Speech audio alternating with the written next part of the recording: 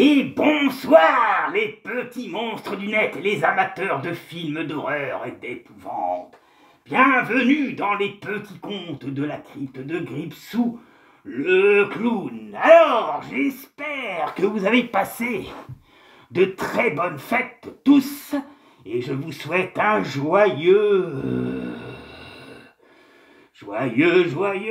non. Je vous souhaite à tous une bonne année, une bonne santé. 2024, une nouvelle année. Et voici l'émission des petits contes de la crypte pour 2024. Et dont ce soir, je vais vous parler d'un film réalisé par Peter Jackson et produit par Robert Zemeckis. Je veux parler de Fantôme contre Fantôme. Et tout de suite, avant que l'émission commence, voici donc un petit générique pour commencer la soirée. Allez, je vous dis à tout de suite.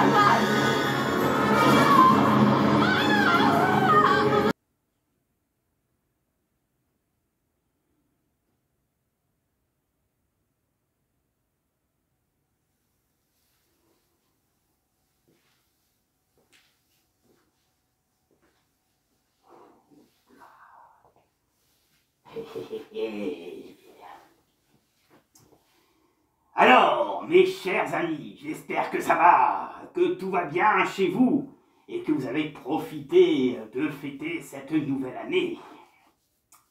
Et oui, cela faisait un moment que je n'avais pas fait de petits contes de la crypte de Gripsou, mais c'est normal. avec les fêtes, il y a eu beaucoup de choses à faire et il fallait que je me repose un peu. Hein? Ainsi que pour Fenris. Donc, ce soir, nous allons parler d'un film qui est sorti en 1996, qui a donc été réalisé par Peter Jackson et qui a été produit par Robert Zemeckis. Je veux parler de Fantôme contre Fantôme, comme je vous ai dit tout à l'heure, et le titre en anglais s'appelle The Fighter. The Phrygister, pardon. Toujours du mal avec l'anglais. Alors, tout simplement, il s'agit d'une histoire plus ou moins, on va dire, horreur, fantastique et comédie.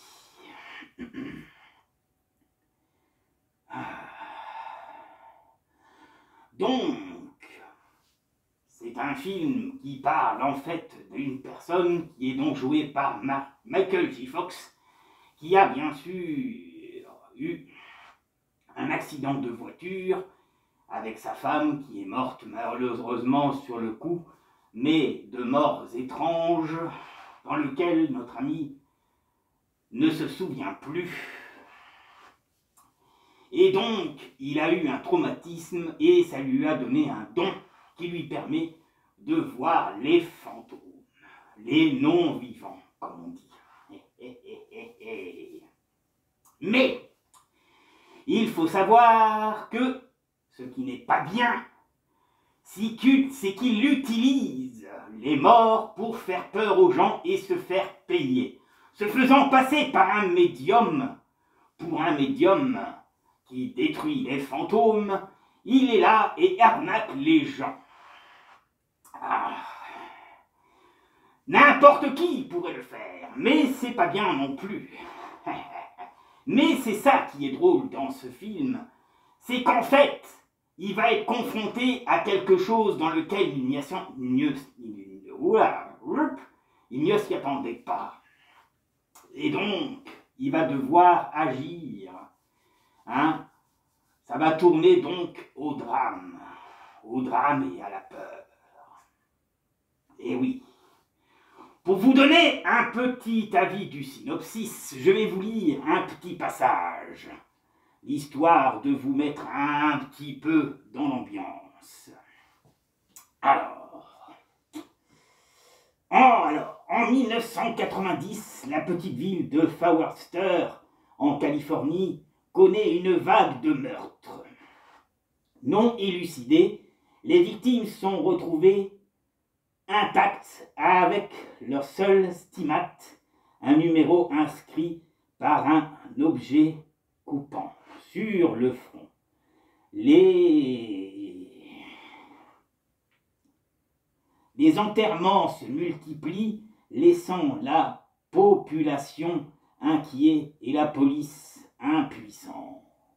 Frank Bannister, médium, joué donc par Michael J. Fox, a la triste réputation, essayant tant bien que mal de trouver des clients afin de terminer sa maison qu'il a entrepris de construire avant que sa femme disparaisse dans un étrange accident de voiture survenu quelques années auparavant. Et ce que je vous propose, mes amis, c'est de vous montrer une autre séquence avant de vous lire la suite, pour vous donner un petit peu un exemple de ce film, ce qui est bien. Moi, je sais que quand il était sorti au cinéma, eh ben, je m'étais régalé. Bien croustillant comme film. Les jeunes qui ont 30 ans et 40 ans connaissent bien ce film. Et Peter Jackson, qui est notamment le réalisateur du Seigneur des Anneaux et du Hobbit, est un très bon réalisateur. Donc voici un autre petit extra et on se retrouve tout de suite après, pendant que moi, je vais profiter de boire un petit café. Et certainement qu'après je ferai quelques dédicaces avant de vous lire la suite du synopsis, mes amis. Allez, restez avec moi et on se retrouve tout de suite après ce petit extra de fantôme contre fantôme.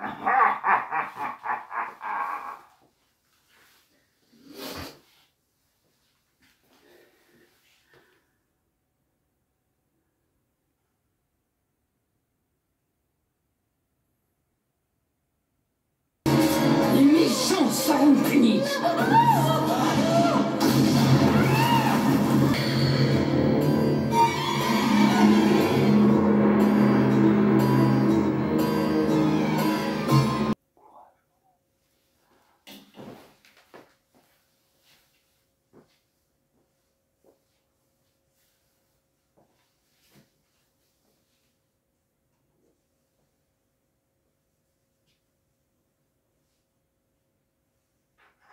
La la la.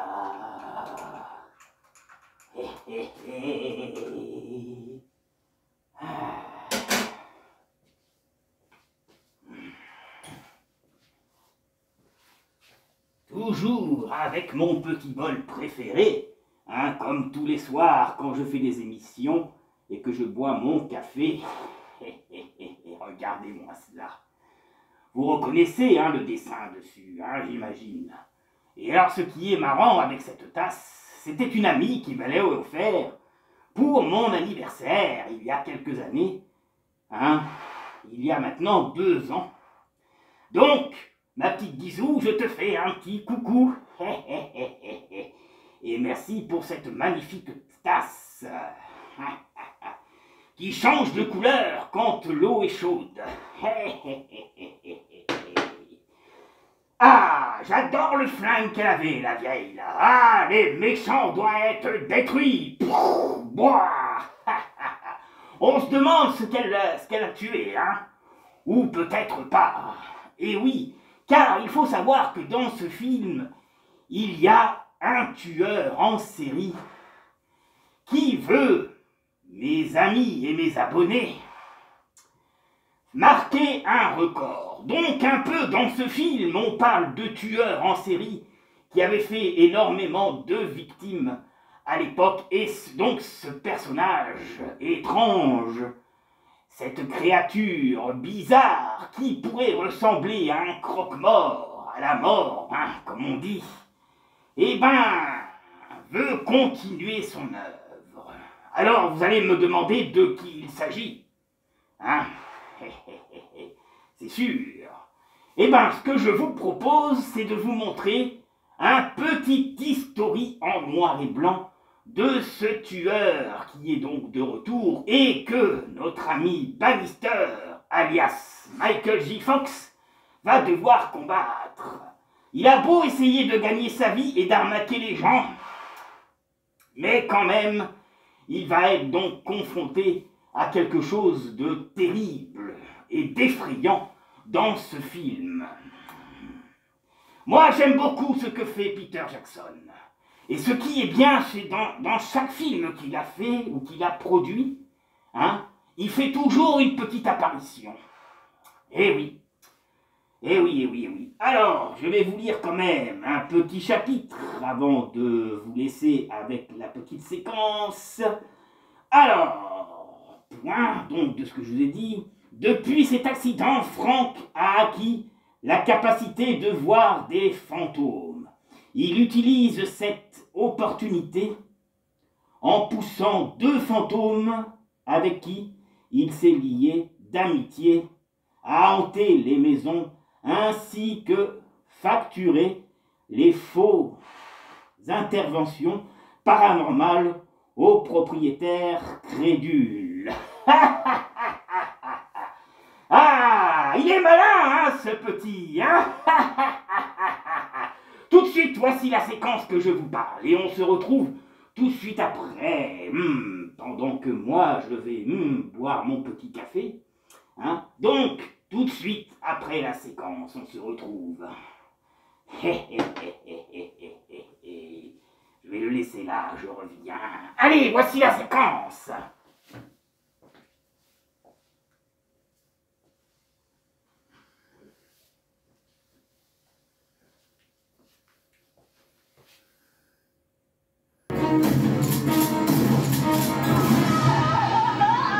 l'espace de 27 minutes sanglantes, 12 personnes innocentes ont été abattues par l'aide-soignant John Charles Bartlett. Les patients, l'équipe médicale, les visiteurs, personne n'a été épargné dans cette folie furieuse à l'hôpital de Fairwater. Pas même la chapelle de l'hôpital, lieu sacro-saint où les fidèles en prière ont été assassinés à genoux. Un crime sans mobile apparent. La motivation de Bartlett demeure un mystère à ce jour. Johnny Bartlett, le coupable de cette mort, est ensuite emmené par la police. Une déclaration, Johnny. J'ai fait un score de 12, monsieur. C'est un de plus que Starkweather. 6 ans plus tôt, Charles Starkweather a assassiné 11 personnes dans la tuerie du Nebraska. Je crois que ça fait de moi un ennemi public numéro 1. Patricia Ann Bradley, la fille de 15 ans de l'administrateur de l'hôpital, a été impliquée elle aussi dans les assassinats. Elle était follement amoureuse du psychopathe Bartlett. C'était...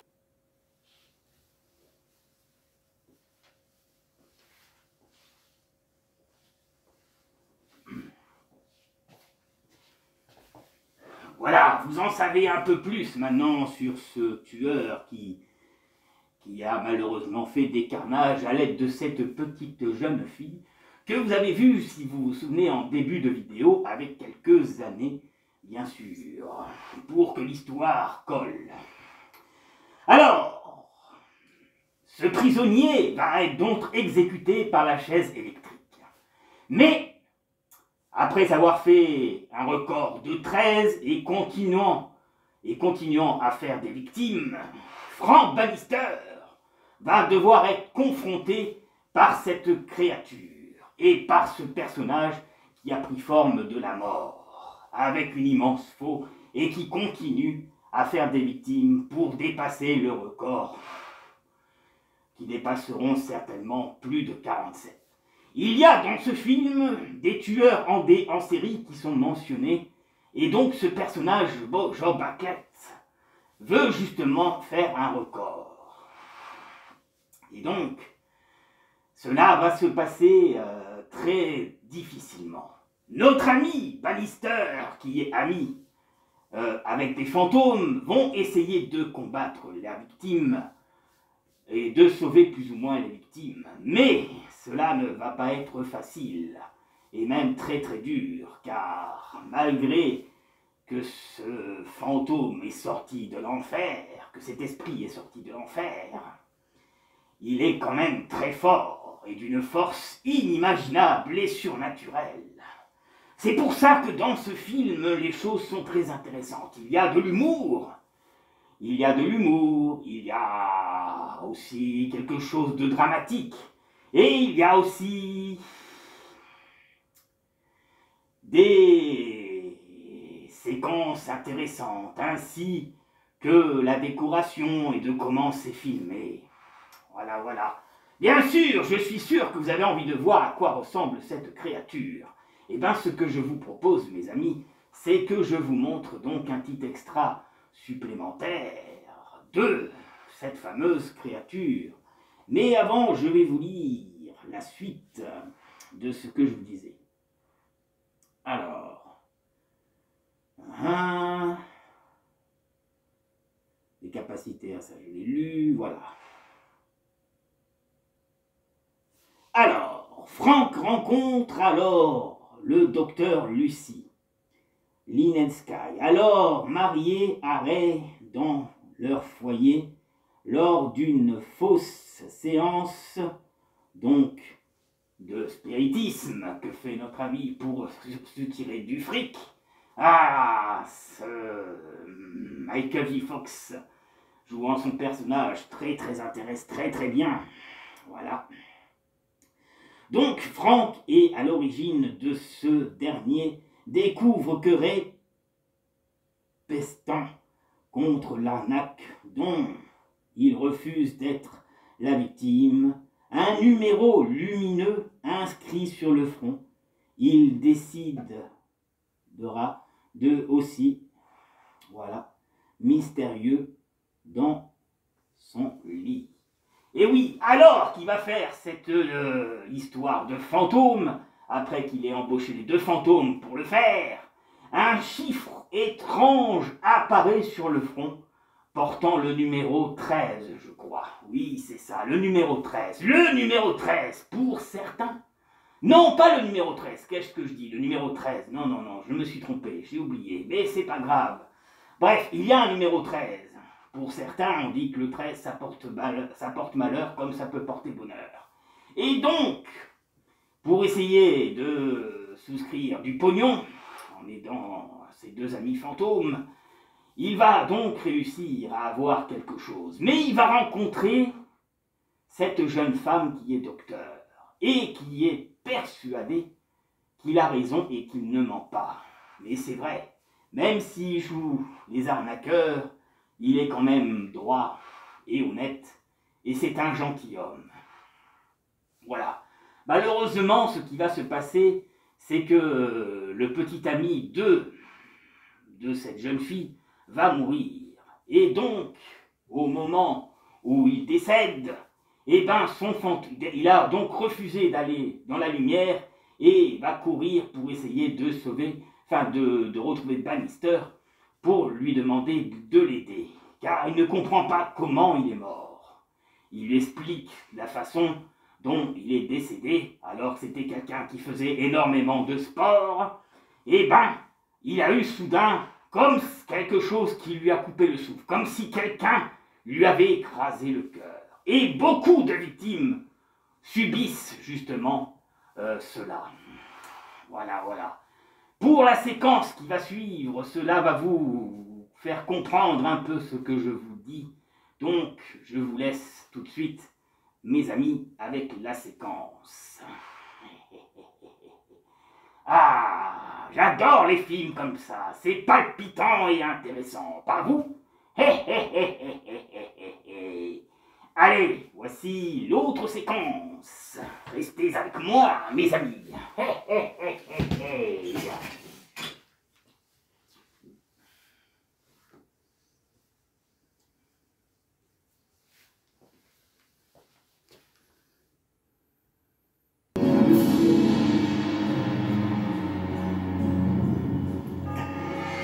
Bonne bouffe, hein?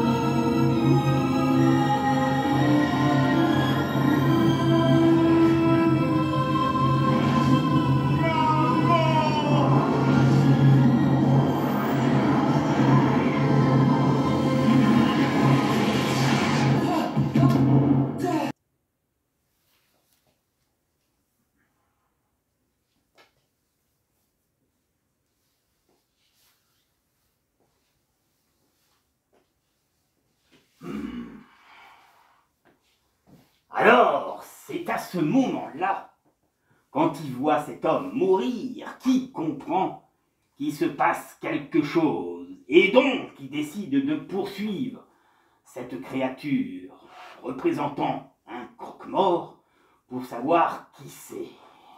Eh oui.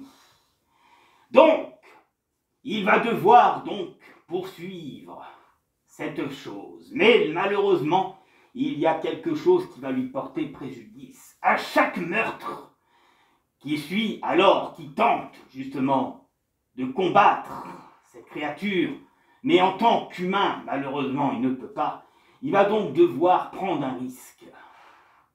Mourir pour devenir un fantôme à son tour et essayer de combattre cette chose. Voilà. Mais avant ça, beaucoup de gens sont contre lui, et notamment un détective un peu fou un agent du FBI travaillant pour donc justement le FBI, un peu fou, un peu psychopathe, va le poursuivre et va l'accuser de tous ces meurtres, comme si Bannister avait une deuxième personnalité qui le transformerait et qui le forcerait à tuer ces gens. Car à chaque fois qu'il y a une personne qui se fait tuer par ce croque-mort, eh ben, il est présent et donc bien sûr ça lui porte préjudice, à part la femme médecin qui croit qu'il est innocent. Voilà un peu comment se déroule le scénario. En plus, avec des détails que je vous donne. Voilà. Donc, pour la suite. Voilà. Voilà. Après, dans cette histoire, on va vous parler un peu du synopsis. Qu'est-ce qui s'est passé? Car la femme de Bannister a été tuée. Et quelle était la cause de sa mort, alors qu'il était quand même innocent? Voilà, à la suite d'une dispute expliquant une journaliste de la ville qui s'est mis en tête de traiter publiquement Frank Bannister dans la boue, ce dernier découvre qu'il est responsable de la mort inexpliquée et d'une entité dont l'apparence ressemble à la mort elle-même, vêtue de sa grande robe noire et de sa faucheuse à la main. Voilà. Et pour vous dire en fait ce qui se passe, au moment où Bannister a eu l'accident de voiture, quand il était avec sa femme, eh ben, il y avait justement ce tueur en série qui donc creusa au cutter le numéro 13. Voilà, sur le front de sa femme. Voilà. Alors, tout va se poursuivre, tout va être formidablement une aventure pour que notre ami arrive à tuer cette créature et qu'il finisse par découvrir qui c'est. Voilà. Ce que je vous propose donc une autre séquence et nous nous retrouvons tout de suite après.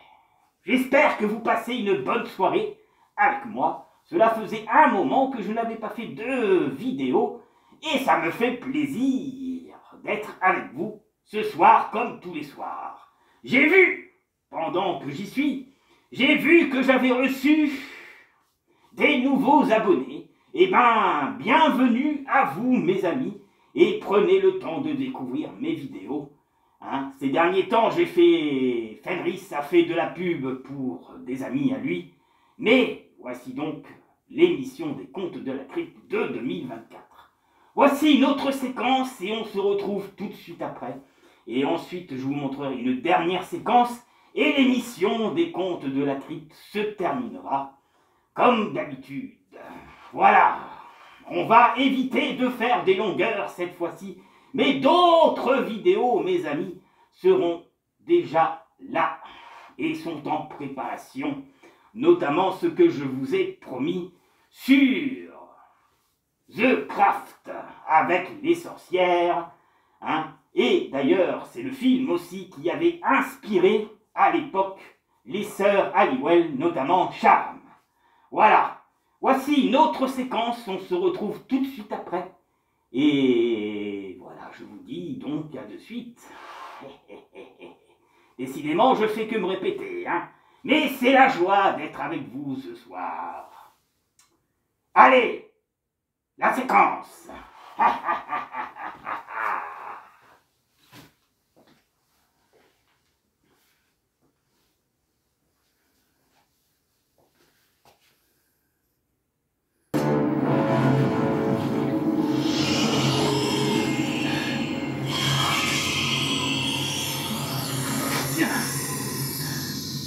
Qui es-tu?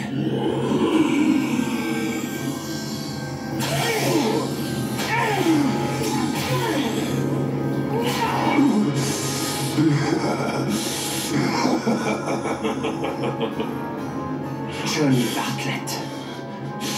Je croyais que des types comme toi grillaient en enfer. Je me suis échappé, Franck.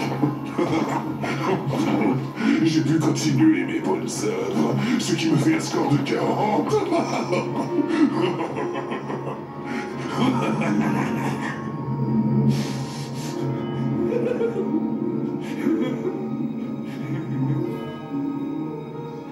Harry Sinclair, je veux juste serrer la main de l'homme qui a fini par venger ma mort. Vous avez un numéro? Bartlett l'a gravé sur mon front quand j'allais mourir. J'ai été le dernier. S'il savait comme il secoue. Pas vrai, Franck.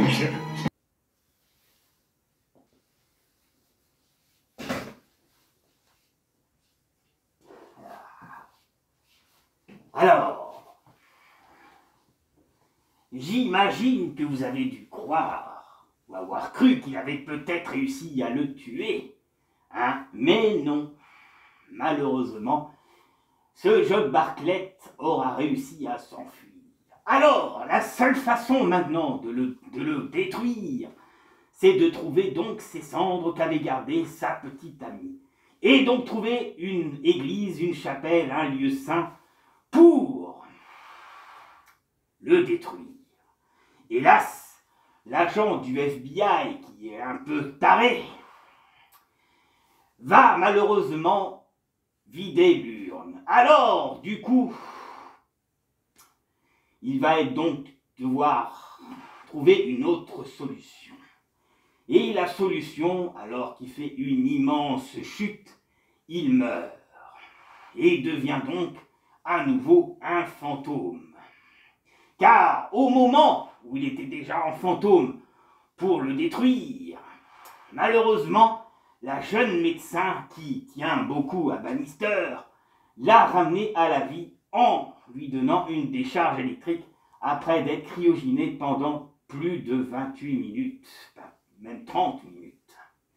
Voilà, normalement, à ce point-là, quand vous êtes à moins 20, moins 30, moins 40 ou plus, le corps peut dépérir, vous rentrez en stase d'hibernation pratiquement, et vos tissus commencent à malheureusement se détruire, ainsi que vos vaisseaux, quand vous êtes à une température aussi froide.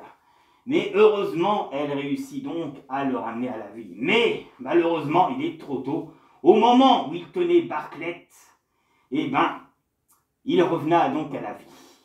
Alors, il va devoir mourir à nouveau, mais cette fois-ci accidentellement, pas de pièces toutes montées, pour justement le combattre. Et pour le combattre, quelle est la meilleure chose? Eh bien, c'est de le piéger, de le faire monter au paradis et tuer sa petite amie. À son tour, Bannister fait ça, et donc, ce meurtrier ne supporte pas ça et décide alors de partir au niveau de la lumière. Mais, au moment où se déroule la séquence, soudain, le monde qui représentait la lumière s'assombrit, devenant monstrueux, devenant très très gore. On comprend alors que le tueur et sa petite amie vont être donc pris par le bus de l'enfer en forme de créature très très monstrueuse.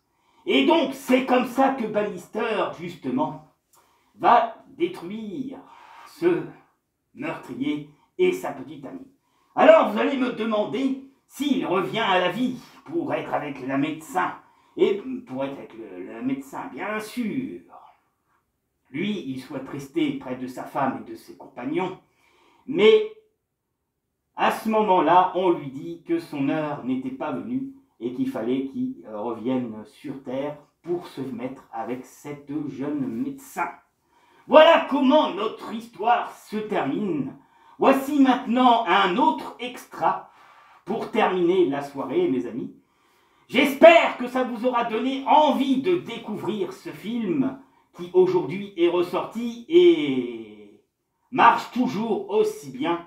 Voici la séquence des potes de notre ami Bannister Fantôme et nous terminerons l'émission en musique comme d'habitude.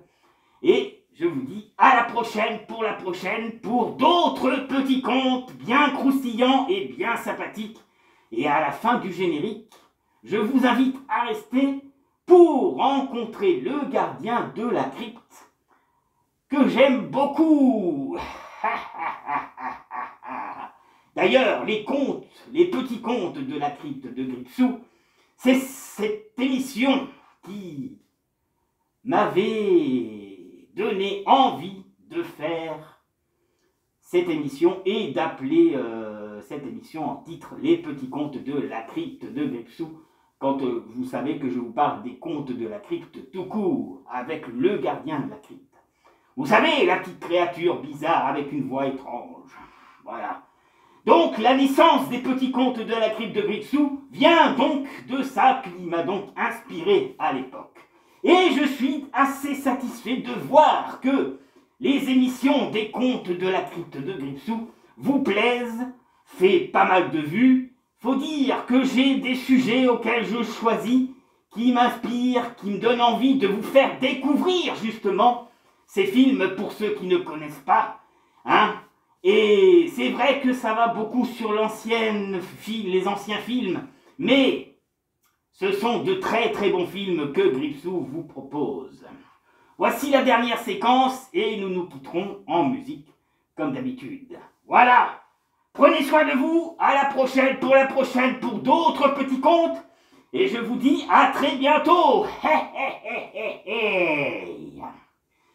Ça va, mon café est toujours chaud. Je vais pouvoir le finir tranquillou devant le générique. Voilà, allez, ciao, ciao, ciao. La bougie est toujours là, voilà. Salut, salut, mes amis. Et prenez soin de vous, hein?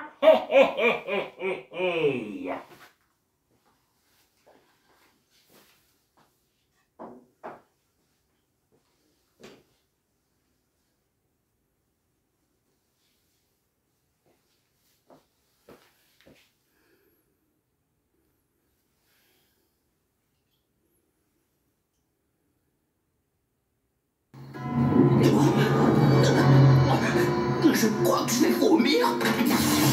Merde.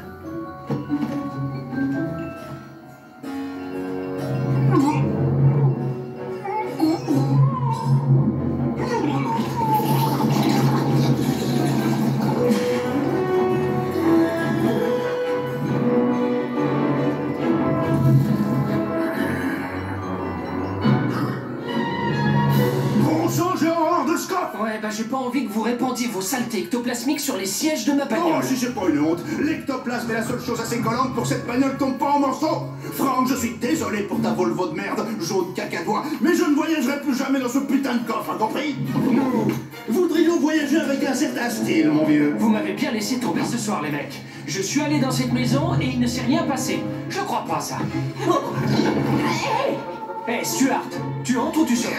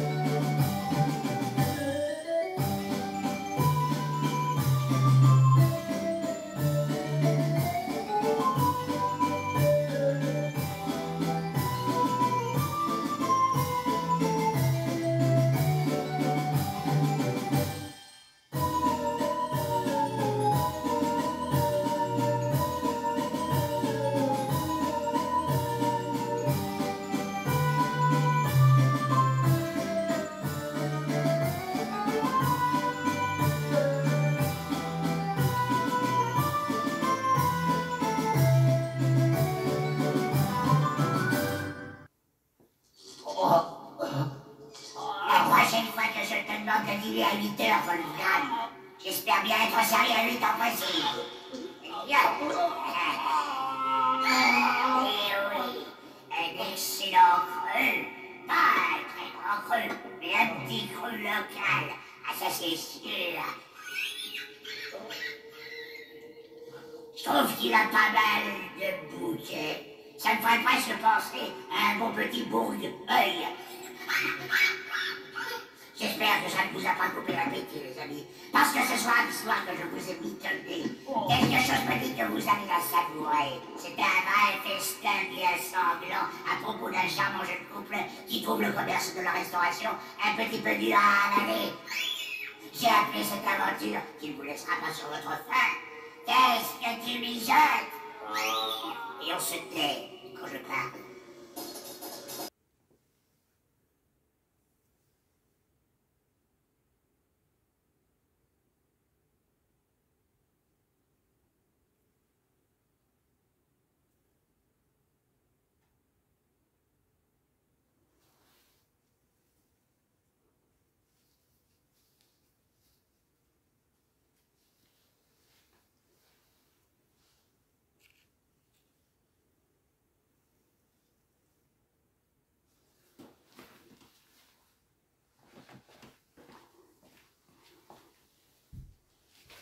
Et ça alors, vous êtes encore là? Ah, vous ne pouvez plus vous passer de moi, n'est-ce pas? Merci d'être resté jusqu'à la fin de la vidéo. Et cette fois-ci, c'est la fin, comme vous pouvez le voir, hein, sur l'écran, derrière moi. Hein. J'espère que vous aurez passé une bonne soirée. Hein.